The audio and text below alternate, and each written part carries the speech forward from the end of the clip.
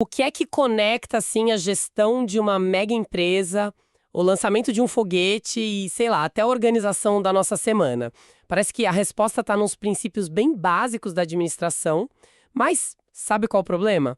Muitos planos super bem intencionados, tanto de empresas quanto pessoais, acabam dando errado. E a pergunta é, por quê? Hoje a gente vai mergulhar no livro eletrônico Escolas Administrativas, do Alan Mendes, mas não só para listar conceitos, sabe? A gente vai tentar achar o sistema operacional por trás de uma execução que funciona.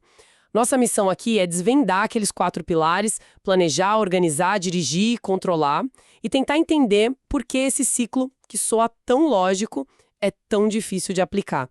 Especialmente com o nosso recurso mais finito, o tempo. Exato. E o bonito e, ao mesmo tempo, a armadilha é que eles parecem simples demais. Esses conceitos evoluíram por mais de um século, mas a essência está lá. O que a gente vai tentar fazer é ir além da teoria de livro, né? Vamos usar o material do Mendes para explorar, as tensões entre essas funções, onde as coisas costumam falhar e, o mais importante, como essa estrutura pode ser de fato uma ferramenta prática e não só jargão de reunião. A ideia é transformar o que parece abstrato num mapa para ação mesmo. Ótimo. Então vamos direto para a arquitetura disso. O livro volta lá no comecinho, né? Com Henri Fayol e aquela sigla famosa POCCC. Prever, organizar, comandar, coordenar e controlar foi a primeira tentativa de botar ordem no caos da gestão. Mas o que a gente usa hoje é uma versão mais curta, certo? O PODC. Sim. A versão da escola neoclássica, planejar, organizar, dirigir e controlar, foi a que pegou. Mas o ponto-chave que o Alan Mendes destaca, e que, olha, é a chave de tudo, não está nas letras em si, mas em como elas se conectam.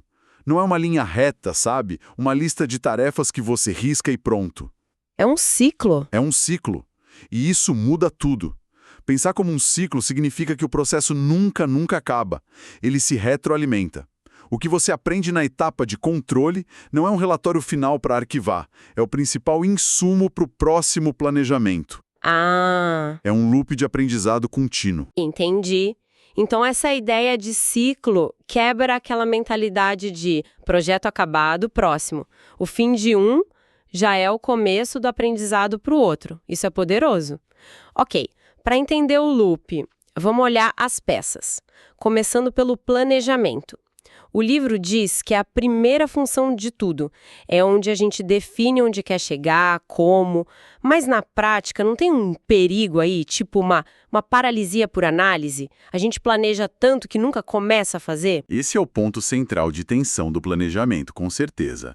O autor aborda isso quando ele detalha os 3 níveis: estratégico, tático e operacional. O estratégico é a visão de longo prazo, o norte da bússola, né?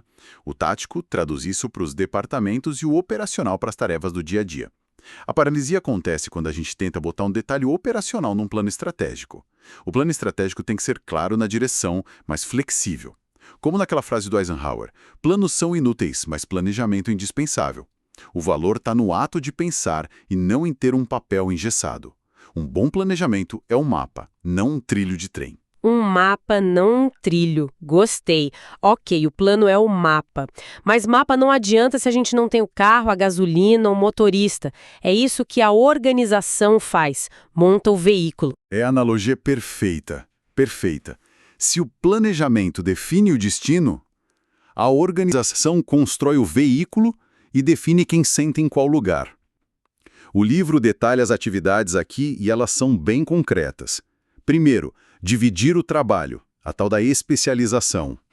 Segundo, agrupar as atividades de um jeito lógico, o que as empresas chamam de departamentalização. Terceiro, e isso é crucial, alocar os recursos grana, tempo, gente, tecnologia. E por último, algo que, nossa, é a fonte de todo o conflito: definir autoridade e responsabilidade. Quem decide o quê? Quem responde pelo quê? Se essa arquitetura é frágil, não importa o plano, o carro quebra no primeiro buraco. E é nessa parte de autoridade que as coisas se complicam. Mas a próxima etapa, a direção, parece que é onde a complexidade humana entra com tudo. O livro diz que é sobre fazer as coisas acontecerem, fala de motivação, liderança, comunicação, Parece a parte menos mecânica, mais artística. O material até cita o Mentzberg, que eu sempre achei que tinha uma visão muito boa sobre o que os gestores fazem de verdade, como ele divide esses papéis. Sim, e essa é uma das partes mais ricas. A direção é onde o sistema encontra a realidade das pessoas. E o Mentzberg ele quebra o mito do gestor como um planejador frio, calculista. Ele diz que o trabalho deles é, na verdade, fragmentado, caótico. E para dar conta, eles têm 3 grandes grupos de papéis. Primeiro, os interpessoais. Ser o símbolo, a cara da equipe, o líder que motiva e o elo de ligação, que conecta as pessoas. Depois, os papéis de informação. O monitor, que coleta dados, o disseminador, que compartilha para dentro, e o porta-voz, que fala para fora. E o terceiro grupo? O terceiro é o de decisão. É onde a ação acontece. Ele é o empreendedor, que inicia as mudanças, o solucionador de conflitos, o famoso bombeiro, Ah, o bombeiro! o alocador de recursos, que decide quem ganha o quê, e o negociador. O fascinante na visão dele é que um bom gestor não é ótimo só em um papel. Ele transita entre eles o tempo todo. A falha na direção acontece quando o gestor fica preso num papel só. Tipo só no de bombeiro apagando incêndio, e nunca no de empreendedor pensando lá na frente. Isso faz total sentido. É uma dança constante. E para fechar o ciclo, o controle. A primeira imagem que me vem é, sei lá, um fiscal com uma prancheta, vendo se tá tudo conforme. Mas imagina que a ideia seja mais sofisticada que isso. Muito mais. O livro descreve como um momento cara crachá, né? Comparar o planejado com o executado. Mas o que é contraintuitivo é que o controle não é sobre rigidez.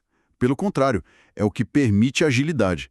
Sem saber o que está dando certo ou errado, qualquer mudança de plano é só um palpite. Um bom controle te dá liberdade para improvisar com inteligência. O processo tem 4 fases: estabelecer padrões, observar o desempenho, comparar os dois e, a mais importante, a ação corretiva. Mas na prática, essa ação corretiva não é onde tudo trava. É fácil comparar números, mas mudar o curso, admitir que o plano inicial estava errado, isso é psicologicamente difícil. O livro fala de como superar essa inércia. Ele toca nisso quando diferencia os tipos de controle. Tem o controle pré-ação, que é preventivo, tipo checar o combustível antes de viajar. Controle concomitante, que é o GPS recalculando a rota no meio do trânsito. E tem o pós-ação, que é analisar a viagem depois que acabou. A inércia que você falou é vencida quando a cultura da empresa entende que o GPS, o controle concomitante, não é uma crítica, é uma ajuda. Se o controle é visto como uma arma para culpar alguém, ninguém vai querer corrigir a rota. Mas se é visto como dados para tomar decisões melhores, aí ele vira a ferramenta mais valiosa do ciclo. É mudar de caça às bruxas para busca de aprendizado. Ok. Isso tudo faz muito sentido numa organização grande, com departamentos, projetos. Mas como esse sistema de planejar, organizar, dirigir e controlar funciona na escala de uma pessoa? Com aquele recurso que é igual para todo mundo e é cruel: o tempo. A forma como o autor descreve o tempo é brutal. Não pode ser estocado, recuperado ou ampliado. Uma vez perdido, está definitivamente perdido. Isso dá um peso diferente, né? Um peso enorme. E a conexão é direta. Gerir o tempo é, essencialmente, rodar o ciclo PODC em si mesmo. O planejamento é definir suas metas para a semana, a organização é estruturar sua agenda, bloquear horários, preparar o que você precisa. A direção é a parte mais difícil. É a autodisciplina, a motivação para começar, a luta contra a procrastinação. A luta. E o controle é a revisão no fim do dia. Uhum. O que eu fiz, onde eu perdi tempo. O que eu ajusto no plano de amanhã. É o mesmo ciclo, só que o recurso humano a ser gerenciado é você. E para deixar isso mais palpável, o livro lista os ladrões do tempo. Nossa, essa lista é quase um ataque pessoal. Todo mundo se identifica com vários. Do lado individual, ele cita procrastinação, excesso de multitarefas, dificuldade em delegar e em dizer não. O multitarefas, para mim, é clássico. Tentar responder e-mail no meio de uma chamada, no fim não faço nada direito. Exatamente. E do lado organizacional, os vilões são as reuniões longas e sem pauta, metas que não são claras, falhas de comunicação que geram retrabalho. Reconhecer esses ladrões já é o primeiro passo. O segundo, como o material aponta, é usar ferramentas para combater. E aí ele apresenta umas técnicas clássicas que são, na verdade, aplicações diretas desses princípios que a gente está falando. Tipo a matriz de Eisenhower, eu conheço, mas qual é a pegadinha? Onde as pessoas erram ao usar? O perigo da matriz, e o livro toca nisso, não está no urgente e importante, que são as crises. Essas a gente resolve de qualquer jeito. O verdadeiro vilão é o quadrante do urgente e não importante, porque ele se disfarça de trabalho. Ah, Ele te dá a sensação de estar ocupado, mas não te leva a lugar nenhum. É a notificação que pula na tela, o e-mail que você responde na hora. A disciplina da matriz é ter a coragem de ignorar isso para focar no importante e não urgente, que é onde o trabalho de verdade acontece. E sobre o princípio de Pareto, o 80-20?